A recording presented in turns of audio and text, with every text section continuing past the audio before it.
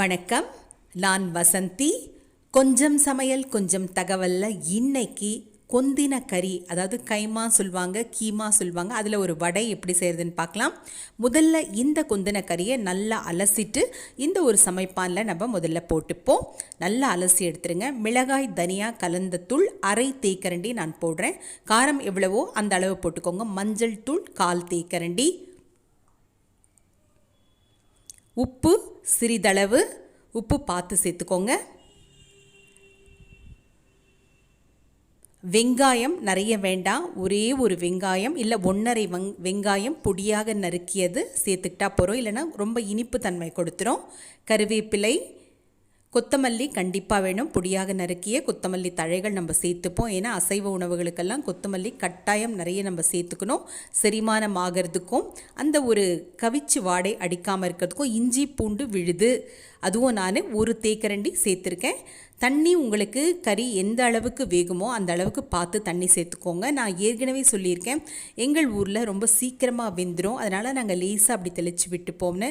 உங்களுக்கு இல்லை இது போராது, இன்னுமே எங்களுக்கு தண்ணி சேர்க்கணுன்னா அதுக்கேற்ற அளவு நீங்கள் தண்ணியை சேர்த்து நல்லா வேக வைங்க. கொந்தின கறியை நல்லா கைகளால் கலந்து விட்டுக்கோங்க. இஞ்சி பூண்டு, மிளகாய்த்தூள், மஞ்சள் தூள், உப்பு, கருவேப்பிலை, கொத்தமல்லி இது எல்லாமே நம்ம சேர்த்துருக்கோம் இந்த கொந்தின கறியில். இப்போ இதை நம்ம மூடி ஒரு 5 ஊதல் வந்த பிறகு இளந்தீயில் 5 நிமிடம் வைத்து நான் இறக்கிடுவேன். எங்களுக்கு அது போதுமானது. உங்களுக்கு எப்படியோ அந்த அளவுக்கு நீங்கள் வேக வைங்க. இப்போ இதை நம்ம திறந்து பார்க்கலாம். நல்லா வெந்து வந்திருக்கு. பார்க்கும் பொழுதே தெரியுது பாருங்கள், நல்லா மிருதுவாக இருக்குது, நல்லா வெந்து வந்திருக்கு. தண்ணி மொத்தமே சுண்டிடுச்சு.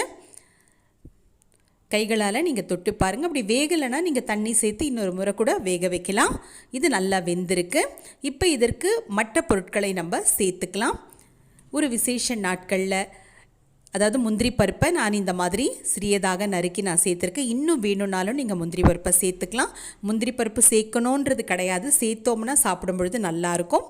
பொட்டுக்கடலையை நான் கொஞ்சம் கொரகொரப்பாக அரைச்சி நான் சேர்க்குறேன். அதாவது பொட்டுக்கடலையை பார்த்திங்கன்னா ஒரு 1/4 கிலோ கொந்தின கறிக்கு ஒரு 150 கிராம் அல்லது 100 கிராம் அளவு பொட்டுக்கடலையை நான் கொஞ்சம் கரகரப்பாக நான் மின்னம்மை குடுவையில் பொடிச்சு நான் சேர்க்குறேன். ஒரு முட்டையை அதில் உடைச்சி நம்ம சேர்த்துப்போம். தனியாக நீங்கள் அதை கலந்து சேர்க்காதுங்க, நீர்த்து போயிடும். இப்படியே நீங்கள் அதில் உடைச்சி நல்ல கைகளால் கலந்து விட்டுக்கோங்க. ஒரு விசேஷ நாட்கள், வீட்டுக்கு யாராவது விருந்தாளி வராங்க, அசைவ உணவு ரொம்ப விரும்பி சாப்பிடுவாங்க, கொஞ்சம் வித்தியாசமாக செய்யணும் அப்படின்னா ரொம்ப சுலபமாக செய்யக்கூடியது இன்னுமே நான் சேர்க்குறேன். போரில் வித்தியாசமாக செய்யணும், ரொம்ப சுவையாக இருக்கணும் அப்படின்னு சொன்னால் இதை மாதிரி நம்ம செஞ்சு கொடுக்கலாம். இல்லை மாலை நேரங்களில் நமக்கு ஒரு சிறுத்தினியாகவும் இதை நம்ம செஞ்சு நம்ம சாப்பிடலாம். அசைவ பிரியர்களுக்கு இது கண்டிப்பாக ரொம்ப ரொம்ப பிடிக்கும். நல்லா இந்த பொட்டுக்கடலையை கலந்து விட்டுக்கோங்க. எண்ணெயில் இப்போது நம்ம தட்டி சிறிய அளவில் நீங்கள் தட்டலாம், இல்லை கொஞ்சம் பெருசாக வேணும்னாலும் நீங்கள் பெருசாக போட்டுக்கலாம். இது பார்த்திங்கன்னா பொட்டுக்கடலை, மிளகாய் தூளெல்லாம் இருக்கிறதால சீக்கிரமே சிவந்துடும். அதனால் இளந்தீயில் வச்சு நிதானமாக 2 பக்கமும் திருப்பி, என்ன தான் கறி வெந்திருந்தாலும் கொஞ்சம் அந்த உள்பக்கம் அந்த பொட்டுக்கடலை மாவு, அந்த இஞ்சி பூண்டு விழுதெல்லாம் பச்சை வாடை போகணும். அதனால் இளந்தீயில் வச்சு பொறுமையாக 2 பக்கமும் திருப்பி நிதானமாக எடுத்துருங்க. மறக்காமல் என்னுடைய காணொளியை பதிவு பண்ணுங்க. பக்கத்தில் இருக்க மணி மீது அழுத்தி விடுங்கள். எண்ணெய் நல்லா வடிஞ்ச பிறகு எடுத்துடுங்க. இந்த மாதிரி வடைகளை ஒரு 2-3 கொஞ்சமாக எண்ணெய் சேர்த்துக்கோங்க. நிறைய எண்ணெய் சேர்க்க வேண்டாம். ஏன்னா இந்த எண்ணெயை நம்ம சில பேர் மறுபடியும் நம்ம உபயோகம் செய்ய மாட்டோம். அதனால் கொஞ்சமாக சிறிதளவு எண்ணெயில் பொறுமையாக ஒரு 3-4 அப்படி 2 அப்படி சேர்த்து நீங்கள் பொறுமையாக எடுத்துக்கோங்க.